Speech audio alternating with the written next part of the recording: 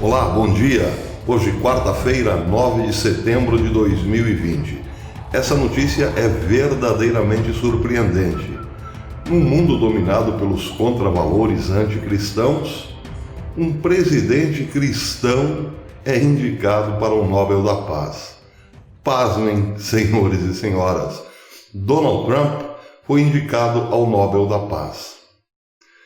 Essa notícia é realmente de cair o queixo, como no filme Máscara, ou algo assim.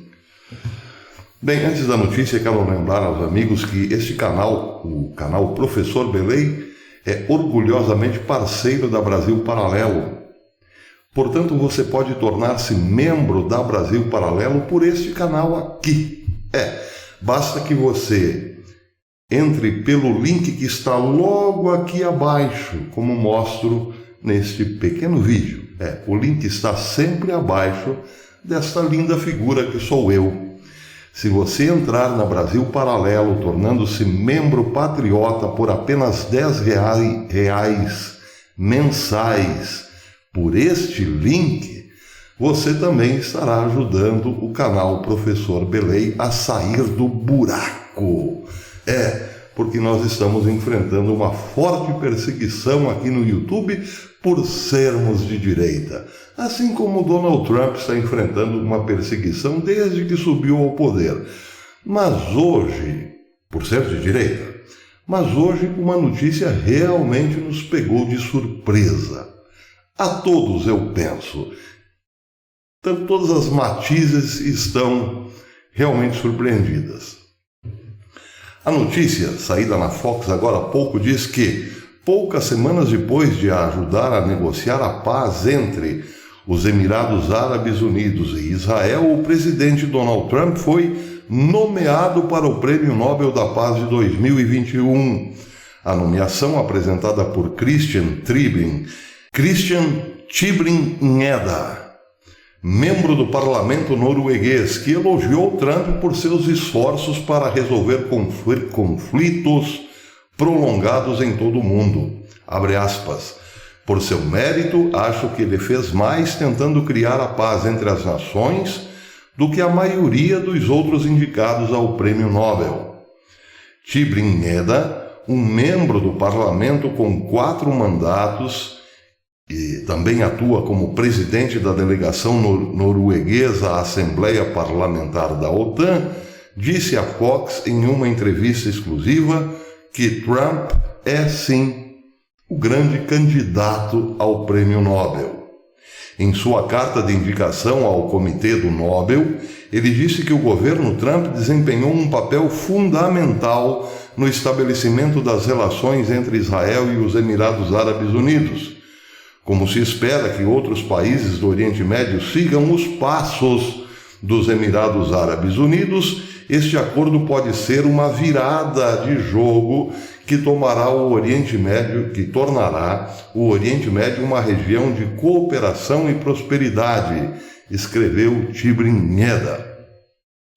É citado também na carta o papel fundamental de Trump em facilitar o contato entre as partes em conflito e criar uma nova dinâmica em outros conflitos prolongados, como a disputa de fronteira da Caxemira entre a Índia e o Paquistão e o conflito entre a Coreia do Norte e a Coreia do Sul, bem como lidar com as capacidades nucleares da Coreia do Norte. Tybring-Gjedde também elogiou Donald Trump por retirar um grande número de tropas do Oriente Médio. De fato, Trump quebrou uma sequência de 39 anos de presidentes americanos, começando uma guerra ou levando os Estados Unidos a um conflito armado internacional. Ele está dizendo aqui que, depois de 39 anos, o presidente norte-americano não iniciou nenhum conflito internacional e, ao contrário, retirou tropas de conflitos em que os Estados Unidos já estavam envolvidos, como foi o caso de uma boa retirada de uma boa parte das tropas que Trump tinha na Síria e também no Afeganistão. Esta não é a primeira indicação de Trump, já que Tybring-Gjedde apresentou havia apresentado outra junto a outro oficial norueguês em 2018, após a cúpula do presidente dos Estados Unidos em Singapura com Kim Jong-un, da Coreia do Norte.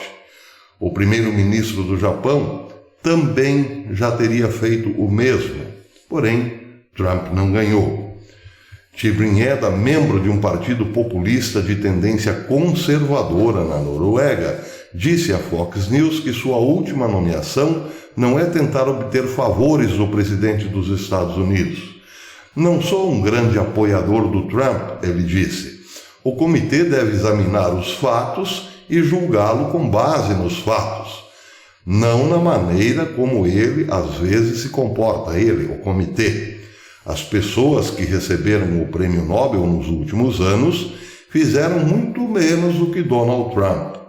Barack Obama, por exemplo, que não fez nada, disse Tybring-Gjedde. Bem, é claro que essa matéria merece um comentário. Trump de fato não ganhará, mas a sua indicação é algo importante. Porque estamos na reta final da campanha presidencial para os Estados Unidos e é importante que o povo saiba assim que Donald Trump fez mais pela paz do que qualquer outro líder mundial. Inclusive, não atacou o Irã quando tinha tudo para atacar, tinha uma justificativa para isso, uma justificativa internacional. No ano passado, no final do ano passado, o Irã simplesmente impedia barcos petroleiros passarem pelo Estreito de Hormuz, atacou alguns, sequestrou outros. Mas também derrubou um drone norte-americano que estava em águas internacionais. Além, claro, de ameaçar os seus vizinhos. Não só ameaçar, como chegou a atacar as maiores refinarias da Arábia Saudita, e por sua vez, 2 refinarias as maiores do mundo. Pois é, o Irã também incentivava guerrilhas dentro da Síria e no Iraque. E naquele momento Donald Trump podia, sim, ter atacado o Irã para conter o ímpeto dos ayatolás. E ficou muito próximo de dar a ordem. Mas recuou no último minuto, literalmente. O que levou o John Bolton, que era conselheiro de segurança naquela época, a se indispor profundamente com o presidente. Bolton seria demitido algum tempo depois pelo Twitter, porque passou a ser um crítico feroz de Donald Trump. Bolton queria que os Estados Unidos quebrasse a espinha dorsal do regime iraniano e da Guarda Revolucionária do Irã, considerada por Bolton pelos Estados Unidos e por Israel como um braço terrorista do Irã. Trump não fez nada disso, mas cancelou o CPF do militar de mais alta patente do Irã, é bom lembrar. E também baixou sanções mais pesadas contra o regime dos ayatolás. Não impediu, contudo, que a Venezuela continuasse sendo dominada por mão de ferro de Maduro, e também não impediu que o país de Maduro recebesse gasolina vinda do Irã, com a suspeita de que recebia mais do que gasolina. E também não impediu que os petroleiros que levaram gasolina do Irã para a Venezuela voltassem para próximo da Europa com cargas misteriosas. Bem, não é possível ser perfeito. Aliás, eu quero dizer aqui o seguinte: eu, particularmente, considero que não há paz no mundo e, portanto, este prêmio nada significa. A paz vem de quem pode dar realmente a paz, nosso Senhor Jesus Cristo. Não por outro motivo, o Senhor Jesus dizia: a paz esteja convosco, e havia paz. Hoje não há paz. A paz foi retirada do mundo. Todos estão indispostos contra todos. As disputas eleitorais viram batalhas campais, via de regra, hoje em todo o mundo. Tudo está na base da emoção. Não defende-se mais ideias ou personagens políticos. Defende-se emocionadamente a continuação do próprio pensamento. É isso que acontece quando não há paz. Quando não há paz, não há diálogo possível. É o que acontece na América hoje. Não existe uma disputa ideológica entre Donald Trump e Biden. O que existe é uma luta entre as trevas e a luz. E nessa luta, claro, ninguém senta para conversar. É só uma questão de saber quem tem mais força ou fala mais alto. Sintoma de que não há paz no mundo. A paz virá sim, mas não por presidentes nem por autoridades eclesiásticas. Virá porque Jesus resgatará aqueles que ele já salvou. Bem, mas essa é a minha opinião.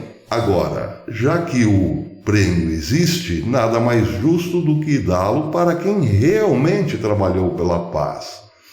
E o surpreendente é que, como nós vivemos num mundo de inversão total dos valores, os indicados normalmente são aqueles que contribuíram para a guerra, a confusão, o caos.